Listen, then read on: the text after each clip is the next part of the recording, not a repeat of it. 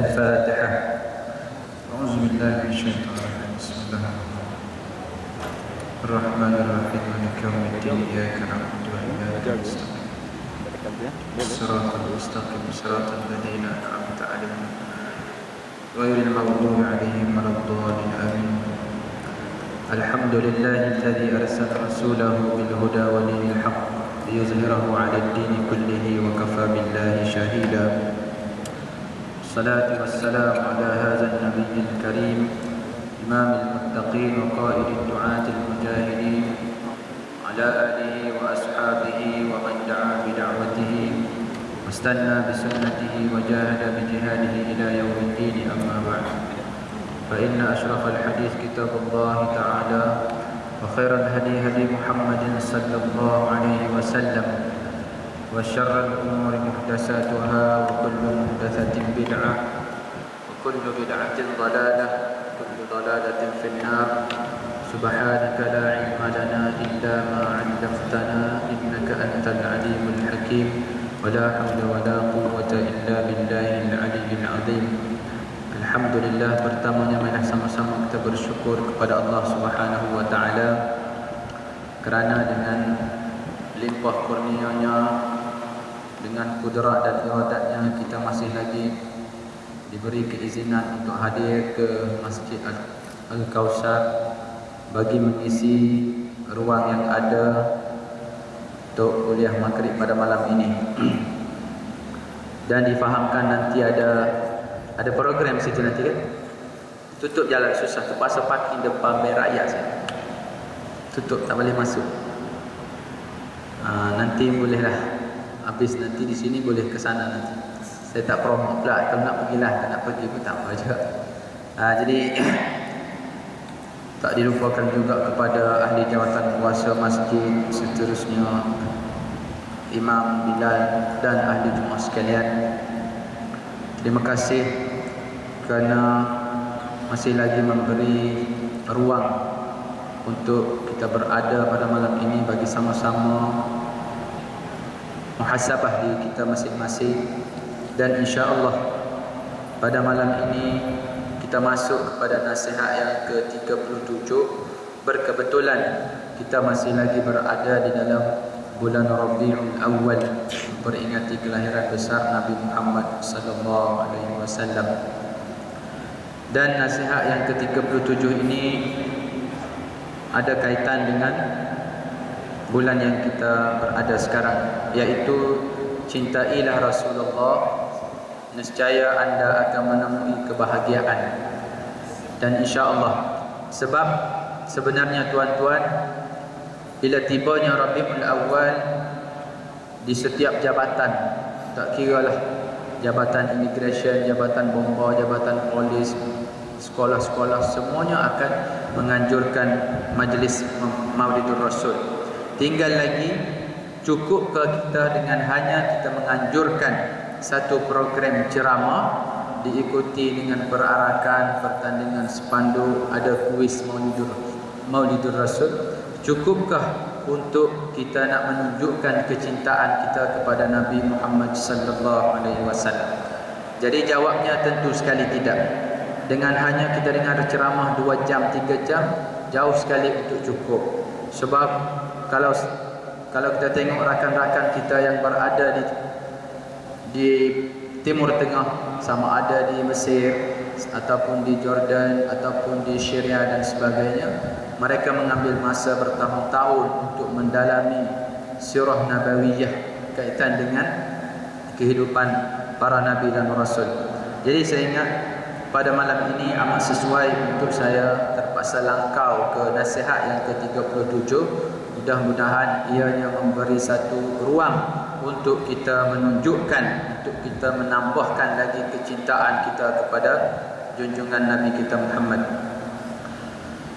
Hadirin hadirat yang dirahmati Allah sekalian, Rasulullah sallallahu alaihi wasallam diutus kepada umat manusia dengan membawa dakwah rabbaniyah dan tidak mempunyai kepentingan terhadap duniawi. Jadi tuan-tuan, Nabi diutuskan oleh Allah Subhanahu wa taala langsung Tidak, bukan rasa tak mahu langsung, tetapi bukan dunia menjadi keutamaan. Tidak pernah dianugerahi gudang harta dan hamparan kebun buah yang luas.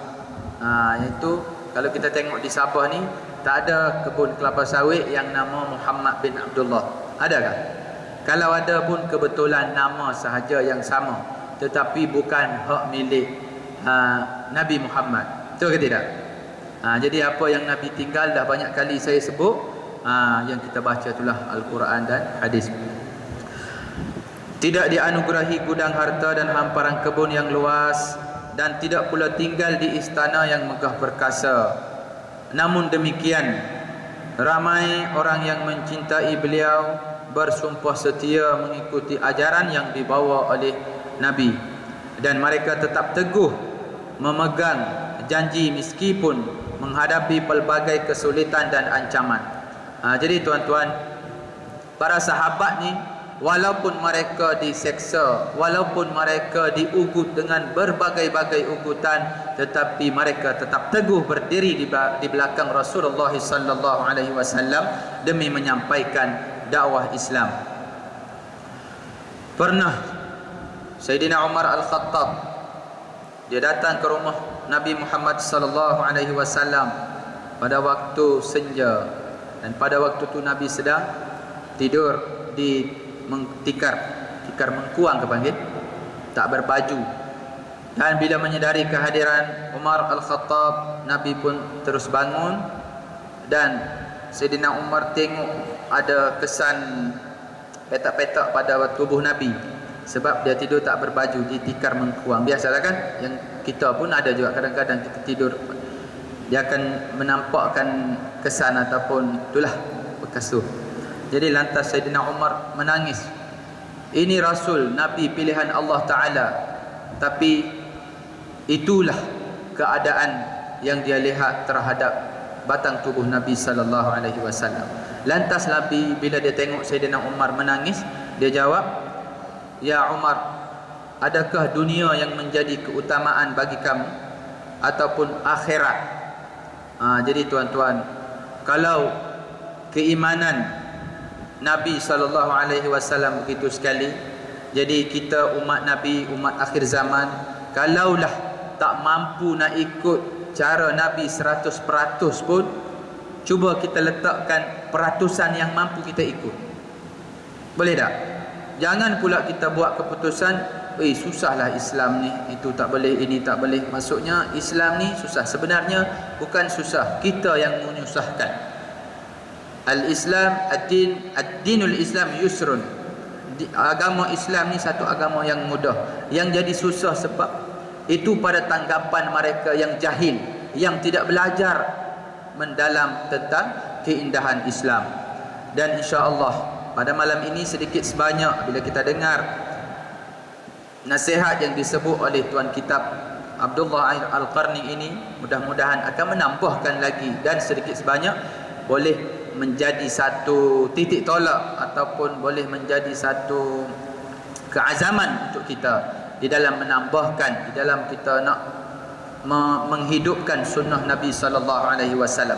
Kerana tuan-tuan, satu hadis yang diriwayatkan oleh Abu Hurairah radhiyallahu anhu, "Man ahya sunnati inda fasadi ummati falahu ajru mi'atu syahid." Yang mana maksudnya, barang siapa yang menghidupkan sunnahku di dalam keadaan fasadi ummati, umatku berada di dalam kemusnahan, kefasadan, berada di dalam keruntuhan akhlak yang begitu teruk, falahu ajru mi'atu syahid, maka ganjaran pahala yang dijanjikan untuk mereka ialah seperti mana pahala 100 orang mati syahid. Jadi kita tak mahu ke tuan-tuan dengan tawaran itu? Dia yang jadi masalahnya sebab kita tak nampak. Betul ke tidak? Kalau nampak terus upah, jangan kata pahala 100 orang mati syahid, pahala solat berjemaah pun saya rasa, kalau misal kata orang yang hadir ke Masjid Al-Kausar ini, dia solat berjemaah bermula daripada awal, dia jadi makmum muwafiq, lantas dia dapat RM27, Kalau dia solat bersendirian dia dapat RM1. Saya rasa ramai yang berebut. Betul ke tidak? Jadi yang jual-jual, tak kira lah yang jual secara haram ke halal ke di dekat jeti-jeti sana tu, berapa je dapat kan? Itu, tapi kerana itu yang nampak, itulah yang menyebabkan sana yang dikejar, sini belakang kira, sini soal-soal mati, bila nak baca Yasin baru kita nak ingat. Jadi itulah yang kita nak ubah, supaya semua masyarakat, tak kira di kalangan tua ke di kalangan muda dewasa, semuanya, supaya qalbuhu mu'allakun bil masajid, yang mana hati setiap umat Islam ini kita nak supaya sentiasa terikat dengan masjid. Bila terdengar je azan, lantas kita tinggalkan urusan dunia dan kita bersegera untuk menunaikan kewajipan kita, sebagaimana disebut di dalam surah Al-Jumu'ah, ya ayyuhalladzina amanu, wahai orang-orang yang beriman, idza nudiya lis-salah, apabila diserukan kepada kamu untuk menunaikan salat, fas'au ila dzikrillahi wa dzarul bai', maka tinggalkanlah urusan jual beli, segeralah kamu untuk mengingati Allah. Dzalikum khairul lakum in kuntum ta'lamun, dan itu adalah yang terlebih baik bagi kamu, in kuntum ta'lamun, sekiranya kamu mengetahui.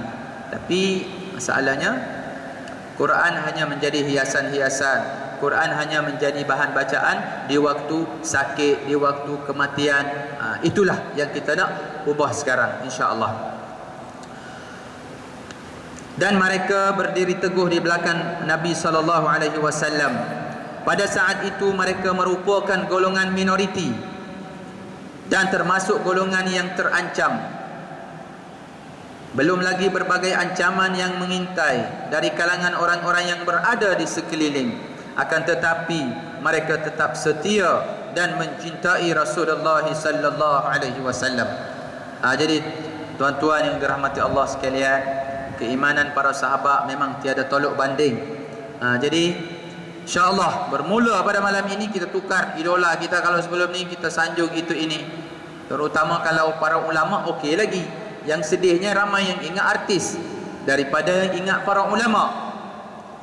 Allah Ta'ala sebut di dalam Al-Quran, innama yakhshallaha min ibadihi ulama, sesungguhnya yang lebih takut mereka kepada Allah Subhanahu wa Ta'ala ialah di kalangan para ulama. Kita ni bukan ulama, tapi ular dalam semua. Ramai ular dalam semua. Itu yang jadi masalah. Kita nak tukar ular dalam semua ni supaya jadi ulama. Apa itu ulama? Dia berasal daripada perkataan alima. Jadi jamak kepada ramai yang tahu, ulama. InsyaAllah ya. Semuanya, kalau kita tak hebat semua bidang tu, paling kurang kita carilah satu untuk kita mendalami dan kita mengamalkan. Kerana tuan-tuan, Islam ini untuk menjadi Islam yang sebetulnya, ya ayyuhalladzina amanu udkhulu fis-silmi kaffah, masuklah, ikutlah ajaran Islam secara keseluruhan di dalam setiap kerja buat kamu. Hadis Nabi SAW telah menyebut, bada'al islamu gharib wa sayaudu kama bada'a fatuba lil ghuraba, fatuba lil ghuraba. Maksudnya, bada'al Islam, datangnya Islam di peringkat awal dulu gharibun, dalam keadaan dagang ataupun dalam keadaan asing. Wa sayaudu kama bada'a, dan dia akan kembali pun sebagaimana dia datang dulu. Fatuba lil ghuraba, maka beruntunglah orang-orang yang asing, orang-orang yang dagang tersebut. Apakah maksud al-ghuraba? Jadi tuan-tuan, kalau kita tengok sejarah Nabi SAW, macam mana di peringkat awal penyebaran dakwah Islamiah, apa yang Nabi tak terima, macam-macam ancaman, macam-macam ugutan dan berbagai-bagai kesulitan, kesusahan yang dihadapi oleh Nabi SAW. Itulah tuan-tuan, kita minta sangat-sangat janganlah kita lupa untuk memperbanyakkan salawat kepada junjungan besar Nabi Muhammad SAW. Jangan pula Rabiul Awal baru kita nak selawat, sepanjang tahunlah. Jadi bagi mereka yang orang kata apa, ingat-ingat lupa ingat lah, hentamlah. Maksudnya kalau bila melibatkan untuk pelaburan akhirat ni, ramai yang suka tangguh, relax dulu, muda ni enjoy dulu. Awas, cuba kita ubah supaya kita sama-sama rebut. Untuk dunia pun kita rebut, untuk akhirat pun kita rebut, insya-Allah. Jadi hadis yang disebut tadi, fatuba lil ghuraba, beruntunglah orang yang asing, orang yang dagang. Maksudnya orang yang betul-betul mengikut ajaran Nabi SAW ini dikira beruntung. Kenapa? Dalam suasana Islam sekarang, dia ginilah senang tuan-tuan. Kalau kita nak contoh al-ghuraba bukan apa.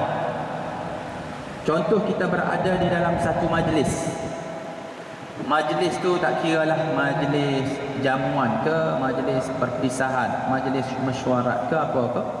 Apabila tibanya azan dilaungkan, dengarnya azan, semua tak peduli. Yang paling teruk, tak juga dia berhenti untuk memberi penghormatan kepada azan, diteruskan juga. Itu lagi teruk. Yang disebut, yang dimaksudkan asing ni ialah apabila terdapat salah seorang di antara yang ramai-ramai dalam majlis tu minta diri untuk pergi solat, lantas seolah-olah asing nampak bagi dia, kerana sudah menjadi majoriti yang tak berapa peduli.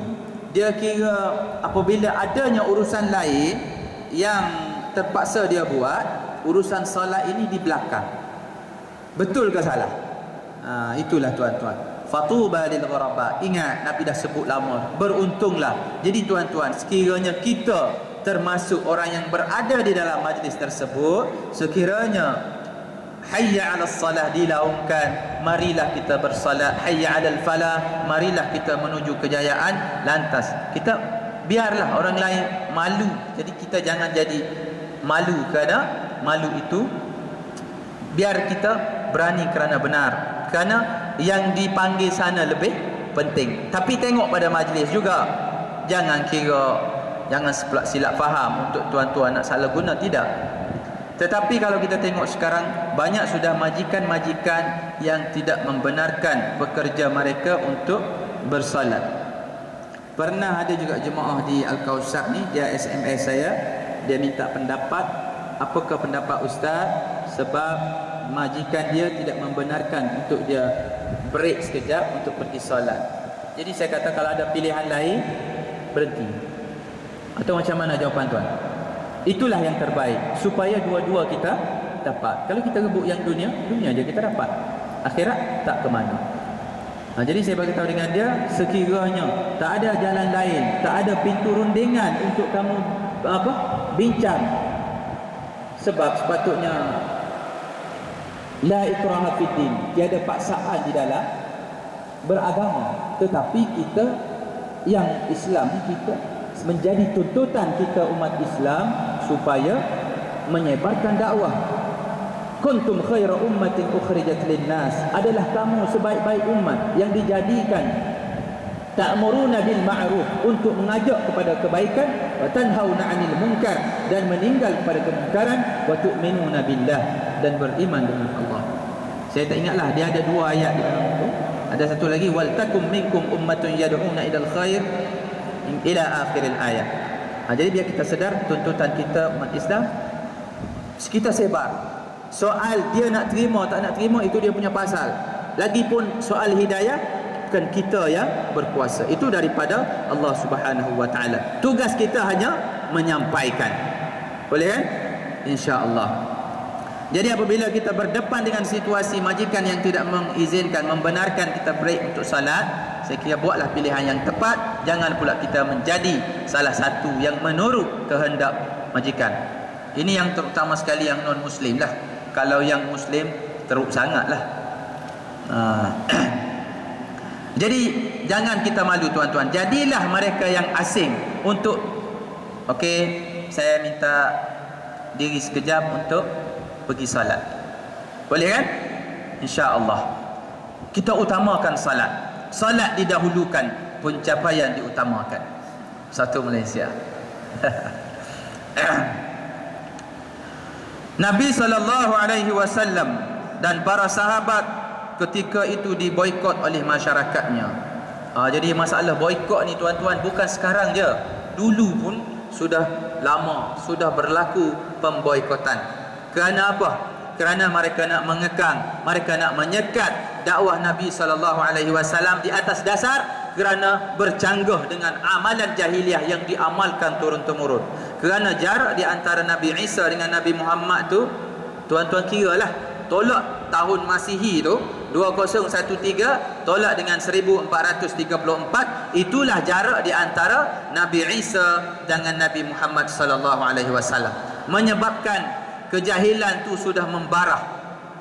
Jadi apabila datangnya Islam, bila satu tugas berat yang dipertanggungjawabkan kepada Nabi, mereka menentang habis-habisan. Boikot itu ini bermacam-macam. Ekonomi diskat, kehormatan mereka dihina, dimusuhi oleh kaum kerabat sendiri, dan mereka disakiti oleh masyarakatnya. Meskipun demikian, kecintaan para sahabat terhadap Muhammad tidak pernah goyah sejengkal pun. Jadi insya-Allah tuan-tuan, biar kita jadi tahap itu. Kerana apa yang saya sebut itu? Kerana sekarang ini orang tak berapa peduli. Jadi itulah kita nak sebut supaya benda ni menjadi, dia pepatah Arab ada sebut tuan-tuan, al-haqqu bila nizam yaghlibul batil binizam. Kebenaran yang nak dibawa tetapi tanpa perancangan yang rapi, tanpa perancangan yang baik, boleh dikalahkan oleh yaghlibul batil binizam, akan dikalahkan oleh benda yang jahat, benda yang kotor, benda yang palsu, tetapi dibuat secara terancang. Dibuat secara terancang ni senang je, diulang-ulang menyebabkan jadi sebati. Walaupun benda tu palsu, walaupun benda tu rekaan, walaupun benda tu dibuat-buat, sama ada menjadi saksi palsu dan sebagainya. Tetapi apabila disebut-sebut, biasalah kan masyarakat kita ni, dia punya banyak tahap-tahap dia. Jadi saya bimbang, takut-takut kita jadi terpengaruh dengan benda-benda itu. Setakut ianya jauh sekali menyimpang daripada anjaran Islam. Di antara mereka ada yang pernah dijemur di tengah padang pasir yang panas, dikurung di dalam penjara bawah tanah, dan diseksa dengan berbagai seksaan. Namun demikian, mereka tetap mencintai Rasulullah sallallahu alaihi wasallam. Jadi tuan-tuan, para sahabat ni memanglah, kalau kita tengok, kita baca sejarah macam mana Bilal bin Rabah ni diseksa begitu teruk tuan-tuan. Dibuka bajunya, dijemur di tengah padang pasir, dan diletak batu lagi di atas perut dia, di atas dada dia. Lepas tu dicambuk lagi. Cambuk ke panggil? Yang pemukul tu, yang macam ekor sapi tu. Tetapi tetap dengan keimanan, Allahu Ahad, Allahu Ahad, Allahu Ahad. Jadi malu tuan-tuan. Kita ni tidak diugut, tidak diancam sampai tahap itu, tetapi kita tewas dengan nafsu kita. Selalu saya sebut. Jadi kita lawan. Mudah-mudahan kita menjadi umat yang, orang kata, walaupun di akhir zaman macam-macam pancaroba, macam-macam bentuk-bentuk hiburan, tak salah, berhiburlah tuan-tuan, tetapi kita jadikan Islam itu way of life. Maksudnya jalan hidup kita, insya-Allah. Jadi kalau kita tengok Bilal bin Rabah, berapa lama dia diseksa oleh tuannya, tetapi berakhir dengan bila Sayyidina Abu Bakar telah menebus dia dengan 100, saya tak ingatlah 100 dia punya tu sukatan emas. Sedangkan majikan dia kata, tuan dia kata sebenarnya dengan saya tak ingatlah dia punya ukuran sukatan emas tu. Sebenarnya majikan tu dengan 1 tail emas pun dia nak bagi, tetapi Abu Bakar tebus dengan harga yang begitu tinggi untuk menyelamatkan mereka, terutama Bilal bin Rabah yang akidah yang telah dipaksa untuk tukar. Kalau kita tengok sekarang tuan-tuan, yang berlaku di Syria masih juga dipaksa supaya mengaku Bashar Assad itu Tuhan. La ilaha illa Bashar Assad. Masya Allah tuan-tuan, wal'iyazubillah. Tetapi itulah yang saya selalu sebut, tahap keimanan kita sekarang. Berapa ramai yang tak sanggup, tidak tahan menerima seksaan yang begitu teruk, dicabut kuku. Sakit tuan-tuan. Contoh kita potong kuku lah, terpotong ni di tempat sini. Sakit tak? Sakit. Apa tak lagi kalau ditarik terus. Sebab apa? Sekiranya kamu tak ucap la ilaha illa bashar asad, penyiksaan, dilepas anjing dan sebagainya. Jadi berapa ramai yang tergadai akidah mereka gara-gara tidak tahan dengan penyiksaan-penyiksaan yang telah dilakukan. Para pemuda mereka diancam dengan pedang yang terhunus, namun mereka tidak gentar sedikit pun. Bagi mereka, ratusan pedang di atas kepala mereka diibaratkan ranting-ranting pohon yang rindang. Nah, dianggap macam ranting pokok je. Kita saya rasa kalau tengok pedang, balung sudah kita. Takut. Takut. Yang kata tuan lah, saya pun takut juga. Jadi sama-sama kita tingkatkan keimanan kita, sama-sama kita didik jiwa kita supaya Islam matlamat utama hidup kita. Yang saya sebut Al-Quran dusturuna, perlembagaan Al-Quran itu perlembagaan hidup kita. Al-jihadu fi sabilillah asma amanina, jihad pada jalan Allah cita-cita kita. Allahu ghayatuna, Allah lah matlamat utama kita. Ar-rasulu qudwatuna, rasul itu ikutan yang pertama kita. Ar-rasulu qudwatuna, al-jihadu sabiluna, al-mautu fi sabilillahi asma amanina. InsyaAllah. Naungan pedang bagaikan rindang dedaunan, di sekitarnya bunga tumbuh menghijau. Pada masa itu, setiap pemuda bersiap sedia berangkat ke medan perang dengan gagah berani. Mereka pergi mendatangi kematian, laksana sebuah tamasya ataupun pesta di malam hari raya. Semua itu adalah didorong oleh rasa kecintaan mereka kepada Rasulullah sallallahu alaihi wasallam. Jadi tuan-tuan, para sahabat langsung tidak takut apabila Nabi tugaskan dia untuk pergi menyebarkan Islam. Biasanya di peringkat awal Nabi nak menyebarkan Islam, dia akan utus satu orang wakil untuk sampaikan surat dulu, sebagaimana diutuskan kepada Raja Kisra Rom.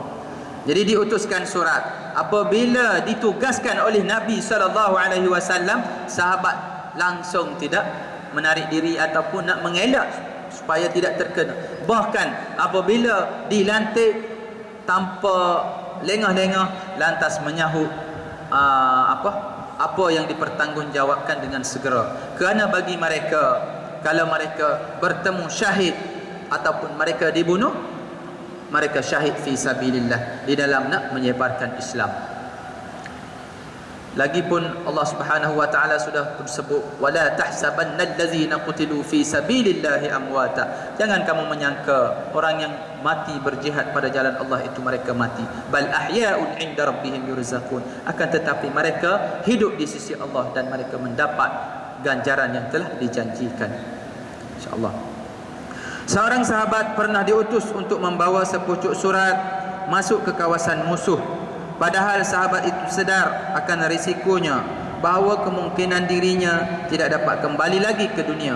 Namun ia tetap melakukan tugas tersebut. Terdapat pula seorang sahabat ketika diminta untuk menjalankan suatu tugas oleh Nabi, walhal ia menyedari bahawa tugas itu adalah tugasnya yang terakhir, namun ia tetap pergi dengan sukacitanya menjalankan tugas tersebut. Oi, kalau kita, saya rasa macam nak pecah dada ni kan. Ni debaran, takut. Kerana kita rasa, ya Allah, bila aku mati tak bolehlah aku naik Prado King aku, tak bolehlah aku naik Ninja King Kong apa. Macam King kan sekarang, semuanya semua nak King. Jadi menyebabkan kita rasa, weh, biar dulu. Kau dulu. Okey, aku belakang. Jadi bila kita baca tuan-tuan nasihat-nasihat begini, sekurang-kurangnya cuba kita menyelami di sudut hati kita. Ya Allah, jauhnya aku cakap aku cinta pada Nabi, tetapi apa yang aku buat, apa yang aku lakukan untuk menunjukkan kecintaan kepada Nabi? Ini belum lagi kita bincang pasal akhlak-akhlak Nabi, sunnah-sunnah Nabi. Pernah satu masjid tuan-tuan, bila saya tanya dalam kuliah macam ni juga, apakah sunnah Nabi? Saya minta dia sebut 3. Mula-mula sekali dia sebut poligami. Wih, cepat je. Poligami. Betul lah. Teruskanlah. Selain poligami, Nah garu dia. Allah, apa lagi dia? Tak ingat. Sedangkan banyaknya tuan-tuan, kalau minggu lepas yang suatu saya baca khutbah tu kan, tengok sunnah Nabi apa dia? Nabi makan dengan hanya 3 jari sahaja. Lepas tu selepas makan Nabi rehat sekejap. Nabi berhenti, maksudnya supaya adalah dari sudut kesihatan. Sebenarnya untuk nak jaga kesihatan kita tak perlu diet, kita tak perlu ikut apa, kita tengok cara Nabi SAW. Dia makan dengan hanya 3 jari. Kita ni 2 tangan. Terutama sekali kalau jamuan-jamuan cepat sangat nak menapau. Belum lagi VIP balik. Ramai sudah jawatan kuasa menapau. Sebab apa? Tamaknya. Terlalu tama'ah dengan benda-benda tu. Untuk apa juga tuan-tuan? Itu kita buang juga. Makan malam besok keluar. Itu ke tidak? Jadi cukuplah untuk membolehkan kita bangun untuk beribadat kepada Allah Subhanahu wa taala di malam hari. Qiyamul lail yang dimaksudkan. Insya-Allah ya. Semuanya itu adalah kerana mereka dapat melihat para diri Nabi ke atas diri Nabi Muhammad sallallahu alaihi wasallam terdapat semua makna kebaikan dan kebahagiaan dan juga tanda-tanda kebajikan serta kebenaran. Baginda adalah petunjuk jalan bagi siapa sahaja yang menghadapi pelbagai masalah besar. Bahkan sentuhan kelembutan dan kasih sayang baginda mampu memadamkan semua gejolak hati mereka. Tutur katanya mampu menyejukkan dada sesiapa sahaja dan dengan risalahnya mampu menghangatkan ruh mereka. Jadi tuan-tuan, Nabi dalam menyebarkan Islam, dia waktu tegas dia tegas, tetapi bukan bermaksud langsung tak ada waktu untuk Nabi bergurau. Bukan langsung tak ada masa untuk dia bermain dengan cucu-cucu dia. Pernah Nabi dia bermain dengan cucu dia, dia buat macam kuda, Hasan dan Husain naik di belakang. Tuan-tuan ada main gitu dengan anak? Adakah? Tapi kena tengok jugalah anak tu jangan yang besar betul. Nanti patah pinggang bapaknya. Sakit. Jadi tengok cara gurauan Nabi. Dan Nabi pernah dia main lumba lari dengan Sayyidatina Aisyah sewaktu Aisyah berumur 16 tahun. Dia banyak. Nabi sewaktu dia di medan perang lain dia.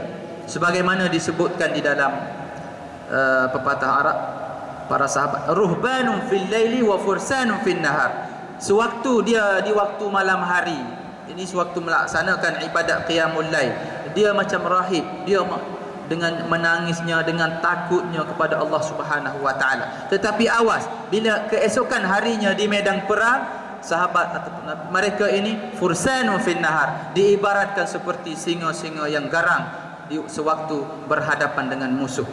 Tetapi sewaktu qiyamul lail menghadap Allah Subhanahu wa taala, tak berhenti-henti mereka menangis, takutkan Allah Subhanahu wa taala. Tuan-tuan, kita takut kepada binatang buas, kita lari jauh-jauh, tapi takut kita kepada Allah Subhanahu wa taala, kita datang dekat-dekat. Boleh kan? Dia berlawanan. Biasanya kalau kita takut ni kita akan mengelak. Ini tidak, kita takut dengan khaliquna, dengan pencipta kita, kita dekat lagi dengan dia insya-Allah. Dan pernah juga Nabi SAW dia bergurau dengan seorang perempuan tua. Perempuan tua itu datang berjumpa Nabi, "Ya Rasulullah, minta kamu doakan aku supaya dimasukkan ke dalam syurga." Jadi Nabi ni gurauan-gurauan dia semuanya benar tuan-tuan. Kita ni banyak yang temberang. Nabi ni dia lantas dia jawab, "Minta maaf makcik, orang tua tak masuk syurga." Menangis kawan tu. Sebab dia tua. Bila dia menangis, tapi Nabi tak biarkan lama lah. Nabi terus pujuk, jangan menangis. Yang saya sebut orang tua tak masuk syurga tu sebab yang masuk syurganya semuanya muda. Disebut di dalam surah Al-Waqi'ah, faj'alnahunna abkara. Kami jadikan semua bidadari-bidadari syurga tu semuanya dara. Dia dara, dia tak habis macam sekarang tuan-tuan. Kita sekarang ni dia pandai habis juga benda tu kan. Jadi bila digasak teruk-teruk, sorry lah, 21 SX. Jadi benda tu pandai habis. Tetapi ahli-ahli syurga, Nabi dah sebut di dalam surah Al-Waqi'ah, faj'alnahunna abkara 'urban atraban li ashabil yamin. Aku jadikan mereka itu sentiasa dara, dan itulah balasan untuk golongan kanan. Golongan kanan ni golongan yang melakukan apa yang dituntut oleh syariat Islam lah. Dan selain daripada tu, okey, ada lagi. Jadi bila perempuan tua tu menangis, Nabi cakap, begini makcik, yang saya cakap orang tua tak masuk syurga sebab semua ahli syurga semuanya dara, jadi tak jadi. Lantas dia suka semula. Maksudnya, oh begitu yang dimaksudkan oleh Nabi. Kita ni tidak, kadang-kadang gurauan kita melampau. Betul ke tidak? Kadang-kadang kita tapuk selipar kawan kita tu sampai menangis dia. Yang dia cakap, "Oi, aku bergurau je bah." Gurau kepala otak dia. Gurau-gurau juga, tapi jangan sampai kadang-kadang terpaksa dia pergi beli yang baru. Pernah tahun lepas kalau saya tak silap, Ustaz Amar kan, waktu dia kuliah di Masjid Al-Kausar, lepas tu kami minum di Singgah Selalu, dia tak pakai selipar. Kenapa? Hilang selipar dia. Mungkin Tuan Amut tak tahu. Ini kisah tahun lepas lah. Tak berselipar dia, hilang selipar. Jadi kalau boleh gurauan kita pun kita ikut cara Nabi sallallahu alaihi wasallam. Semua aspek kehidupan kita nak selamat tuan-tuan, ikutlah. Sebab kana khuluquhu al-Quran. Akhlak Nabi ni lengkap semuanya mengikut apa yang kita baca tu, yang terkandung di dalam 30 juzuk Al-Quranul Karim. Selain daripada tu, Nabi dia bergurau dengan Sayyidina Ali. Dia makan tamar, dua sama-sama makan tamar. Biji tu dia letak di pinggang Sayyidina Ali. Dia makan letak. Jadi dia cakap, "Weh, banyaknya kau makan tamar, tengok tu. Aku baru 3 biji. Yang pinggang Sayyidina Ali ni ada 20." Tapi pandai juga Sayyidina Ali kata, "Okey lagi aku makan biji aku tak telan. Yang Nabi ni makan dengan biji-bijinya sekali. 3 je yang dia tak telan, yang besar." Jadi pandai tuan-tuan, gurauan-gurauan. Jadi Nabi pun bergurau, jadi sahabat pun dia bergurau. Jadi insya-Allah ya, cuba kita praktik. Nabi pun sebut, "Innama bu'ithtu," sesungguhnya aku diutuskan ke dunia ni liutammima makarimal akhlak, untuk menyempurnakan akhlak. Sebab sebelum-sebelum tu setiap umat yang diutuskan Allah Ta'ala kirim Nabi, kirim Rasul untuk menyampaikan ajaran yang tu, ajaran yang Islam tapi Islam Nabi lah. Kalau sebelum ni dipanggil lain lagi, kitab Taurat, Zabur, Injil dan sebagainya. Tetapi untuk mengajar agama samawi. Tetapi Nabi akhir zaman ini disebut di dalam Al-Quran, "Aku ini diutuskan untuk menyempurnakan akhlak kamu." InsyaAllah. Sesungguhnya Rasulullah sallallahu alaihi wasallam telah berjaya menuangkan sifat keredaan ke dalam jiwa setiap sahabat. Maka tidak mustahil apabila mereka tidak lagi memperhitungkan kesakitan yang mereka bakal hadapi di dalam menyampaikan dakwah. Dalam diri mereka telah dipancarkan keyakinan dan keagungan Islam, sehingga mereka melupakan setiap kelukaan, tekanan dan kesengsaraan. Dia tak fikir soal apa nak jadi pada batang tubuh dia, jadilah. Yang penting apabila diarah, dia lantas melaksanakan. Jadi persoalan kita tuan-tuan, terutama di Tawang lah yang ada depan saya, di dalam melaksanakan tuntutan ini, berapa orang sudah kita dah berjaya untuk mengislamkan yang non-Muslim? Adakah yang ni? Maksudnya kita berjaya menyampaikan mesej, berjaya menyampaikan mesej Islam sehingga menarik minat yang non-Muslim untuk bersama-sama. Ada? Kalau ada, saya ingat syabas dan tahniah, dan teruskan usaha dakwah. Walau bagaimanapun, kalau kita tak mampu tuan-tuan, kita cuba tonjolkan keindahan Islam, tonjolkan kebaikan Islam, tonjolkan segala macam keistimewaan yang terkandung di dalam ajaran Islam yang sebetulnya. Jangan pula kita yang menjadi tukang untuk komen. Jangan pula kita yang menjadi penghalang untuk Islam itu dilaksanakan. InsyaAllah. Supaya soal mereka di luar sana yang kadang-kadang kita ni sekarang zaman fitnah bermaharajalela itu dan ini. Jadi sekarang ni tuan-tuan, okey, untuk nak rebut dunia, okey, rebut dunia. Tetapi jangan kita gadaikan Islam yang telah ditinggalkan oleh Nabi SAW. Apa kita nak jawab tuan-tuan? Apa kita nak jawab nanti yaumul hisab, pada hari perhitungan, kalau kita menjadi salah seorang dalang untuk menghalang, untuk apa kata untuk dilaksanakan ajaran Islam yang sebetulnya. Baginda berjaya meluruskan hati nurani dengan tuntunannya, menyinari mata hati mereka dengan cahayanya, menyingkirkan unsur-unsur jahiliyah dari leher mereka. Berhala telah diturunkan dari punggung mereka, menanggalkan semua kalung kemusyrikan dari leher mereka, dan memadamkan semua api kedengkian dan permusuhan dari ruh-ruh mereka. Dan beliau juga berjaya menuangkan air keyakinan ke dalam perasaan mereka, sehingga jiwa raga mereka menjadi tenteram, badan mereka terasa nyaman, hati mereka terasa senang, dan otot-otot saraf mereka terasa rileks ataupun rehat. Para sahabat menemui kenikmatan hidup bersama Rasulullah sallallahu alaihi wasallam. Mereka merasakan hangatnya kasih sayang dan ketulusan hati selama berdekatan dengan Rasulullah sallallahu alaihi wasallam. Jadi tuan-tuan, bersempena dengan Maulidur Rasul ni, saya nak mengajak diri saya dan tuan-tuan sekalian untuk sama-sama kita menghayati akhlak Rasulullah dan sunnah-sunnah Rasulullah yang lain. Kerana apa? Kerana Nabi ni di peringkat sewaktu Nabi meninggal, Sayyidina Umar menangis kerana rasa, ya Allah, perginya seorang kekasih. Sebab para sahabat ni sudah menjadi sebati dah kehidupan mereka bersama Rasulullah sallallahu alaihi wasallam. Lantas Sayyidina Abu Bakar mententeramkan ataupun menasihati Nabi dengan menyebut, man kana ya'budu Muhammad fa inna Muhammadun qad mata. Barang siapa yang beriman menyembah Muhammad ataupun percaya kepada Muhammad, sesungguhnya Nabi Muhammad qad mata, telah mati. Wa man kana ya'budullah, dan barang siapa percaya beriman dengan Allah Subhanahu wa taala, fa innallaha hayyun la yamut, sesungguhnya Allah itu selama-lamanya hidup, la yamut, dan tidak akan mati. Biasalah kan di peringkat awal mereka sahabat-sahabat yang rasa macam tak sanggup untuk berpisah dengan Nabi Muhammad sallallahu alaihi wasallam. Jadi menyebabkan Sayyidina Abu Bakar Umar ni tuan-tuan, sewaktu dia memeluk Islam, tahu sajalah kan, Sayyidina Umar ni seorang yang bengis, seorang yang garang, seorang yang ganas lah boleh kita sifatkan.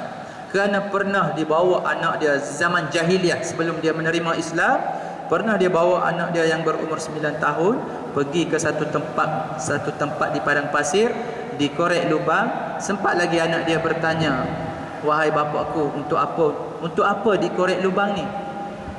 Jadi kerana waktu tu dia belum lagi menerima Islam, hatinya masih lagi keras. Saya tak pasti apa yang dijawab, tetapi sebenarnya lubang itulah untuk dia nak timbuskan anak dia. Dan memanglah anak dia ditimbuskan. Dan kadang-kadang dia bila dia memeluk Islam, kadang-kala dia menangis kerana mengingat kembali zaman jahiliah, mereka sanggup anak sendiri pun ditanam hidup-hidup dan sebagainya. Dan selain daripada itu tuan-tuan, kehebatan Sayyidina Umar ni sebelum Islam, bukan kita kata hebat tadi, itu semaksima ataupun kepercayaan jahiliah. Tetapi sewaktu dia memilih Islam, dia nak berhijrah ke mana-mana, dia akan umumkan, siapakah yang akan tinggalkan isteri dia, sila halang aku besok, aku akan berhijrah. Apa maksud tuan-tuan?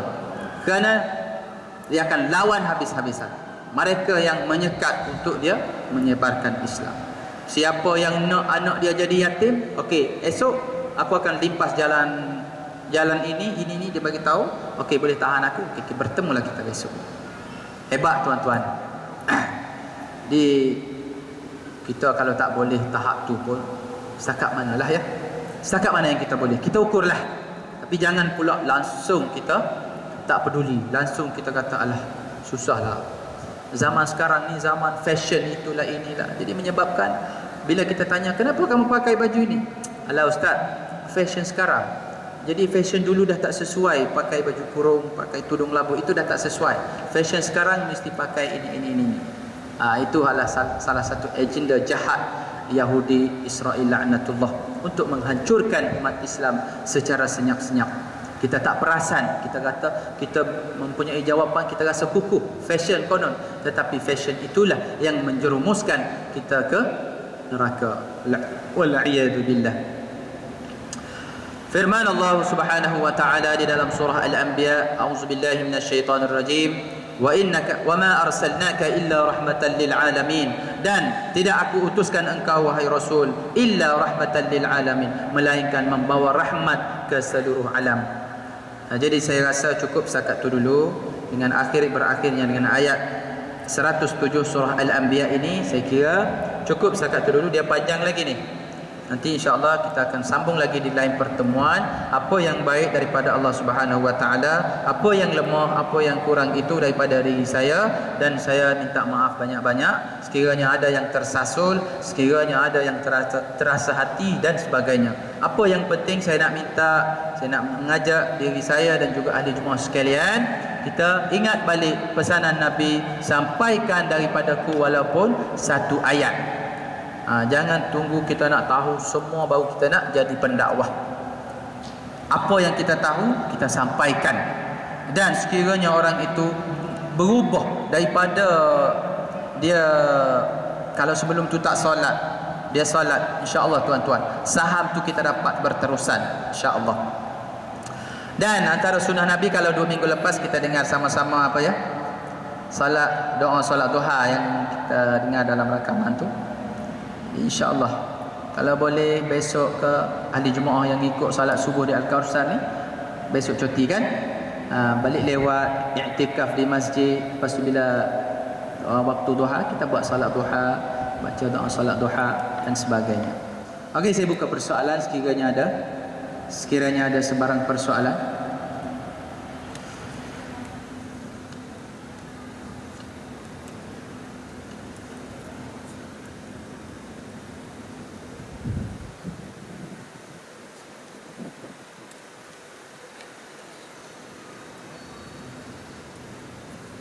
Okey, terima kasih di atas soalan. Okey, berkaitan dengan ini, kita fikir dari sudut ni. Sama juga dalam kes, saya tak ingatlah, masalah Isra' dan Mi'raj, masalah yang terjadi kepada Nabi Ayub alaihi salam. Dia sebut banyak benda-benda Israiliyat yang dimasukkan di dalam peristiwa Nabi Isra' dan Mi'raj, Nabi Ayub dan sebagainya. Jadi untuk ini, okey, saya akan semak, tetapi kita fikir dari sudut positifnya, benda tu menunjukkan orang yang sewaktu zaman jahiliahnya seteruk itu dia sanggup buat, tetapi apabila sampainya hidayah nur Islam kepada mereka, mereka boleh berubah, tidak menjadi alasan sedikit pun. Sama juga macam kes yang orang yang membunuh seramai 99 orang dia bunuh. Bila dia pergi tanya, boleh ke lagi dia masuk syurga? Dia telah bunuh dah 99 orang. Nabi jawab tak boleh. Jadi sebenarnya dia dah menyesal, tahap penyesalan yang menyesal sangat-sangat di atas perbuatan. Oh, saya ingat dia macam dia bunuh lagi satu orang. Yang jawab tak boleh tu dia bunuh, mencukupkan 100 orang. Jadi dia dah nak berhijrah daripada kejahatan, kesilapan yang lampau, dia nak menuju kepada ajaran ataupun nak menuju kepada kebaikan. Dan diceritakan sewaktu kematian dia tu berebut di antara 2 malaikat. Satu malaikat ni catat ataupun nak tarik dia ke neraka, dan satu ni nak tarik dia ke syurga. Dan kesimpulan cerita tu last diukur jarak daripada tempat dia meninggal tu ke tempat dia nak berhijrah, nak musafir ke, nak insaf lah, nak melakukan kebaikan dengan tempat yang dia buat jahat. Dari kampung dia tu dekat dah nak sampai ke tempat tersebut, dan menyebabkan dia dimasukkan ke dalam syurga. Jadi untuk ini tak apalah, saya akan semak sebetulnya, tetapi kita fikir dari sudut positif. Apa yang berlaku itu sekiranya kalau fitnah untuk memburukkan umat kiranya. Tetapi kita fikir dari sudut positif, maksud saya bila dia terima Islam, dia menjadi pejuang, dia menjadi antara benteng, antara barisan hadapan di dalam menyebarkan dakwah Islami. Okey, ada lagi soalan? Oh, mungkin tuan-tuan tertanya-tanya soalan yang adik kita bagi tadi. Segolongan Salafi menyatakan bahawa kisah Umar radhiyallahu anhu menimbus anaknya di padang pasir tersebut adalah fitnah kepada beliau. Itu soalan dia. Jadi untuk jawapan sementara itu dulu. Sekian itu, nanti saya bagi tahu kemudian. Ada lagi? Jadi kalau tak ada, kita berhenti cukup setakat itu dulu. Dan insya-Allah malam besok Ustaz apa malam besok? Syafi'i. Oh, Ustaz Asman. A'udzubillahi minasyaitonirrajim. Bismillahirrahmanirrahim. Alhamdulillahirabbil alamin wassalatu wassalamu ala asyrafil anbiya'i wal mursalin sayyidina Muhammad wa ala alihi washabbihi ajma'in. اللهم اجعل جمعنا هذا جمعا مرحوما وتفرقنا من بعده تفرقا معصوما ولا تجعل اللهم فينا ولا ما يتبعنا شقيا ولا مطرودا ولا محروما. اللهم اشرح لنا صدورنا وحسن اخلاقنا ويسر لنا امورنا. اللهم طهر قلوبنا من النفاق واعمالنا من الرياء والسنتنا من الكذب واعيننا من الخيانه فانك تعلم خائنه العين وما تخفي الصدور. اللهم طول عمرنا وسع جسادنا ونور قلوبنا وثبت ايماننا واحسن اعمالنا ووسع رزقنا والى الخير قربنا وعن الشر ابعدنا وقد حوائجنا في الدين والدنيا والاخره إنك على كل شيء قدير.